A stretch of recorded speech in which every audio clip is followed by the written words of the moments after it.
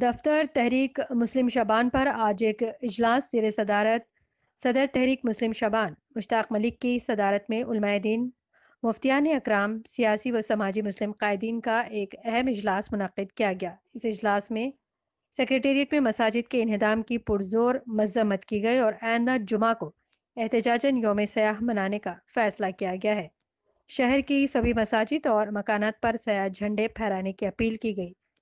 مشتاق ملک نے کہا کہ سیکریٹریٹ کی مساجد کا انہدام ریاست کی تاریخ کا سیاہ باب ہے اور مسلمان ایسے ہی خاموش تماشائی نہیں بنے رہیں گے بلکہ مساجد کی دوبارہ تعمیر کے سنگ بنیاد کے رخ رکھنے تک احتجاج جاری رہے گا۔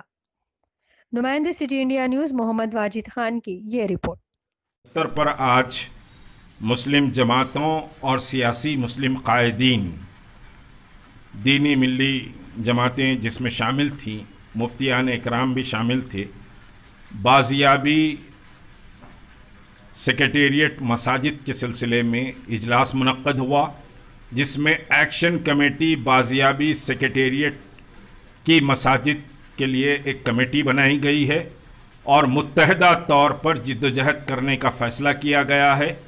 جمعے کو یوم سیاہ کا اعلان بازیابی مساجد سیکریٹریٹ ایکشن کمیٹی نے کیا ہے اور جمعے کو یوم سیاہ کے موقع پر مساجد کے سامنے سیاہ جھنڈے لگائے جائیں۔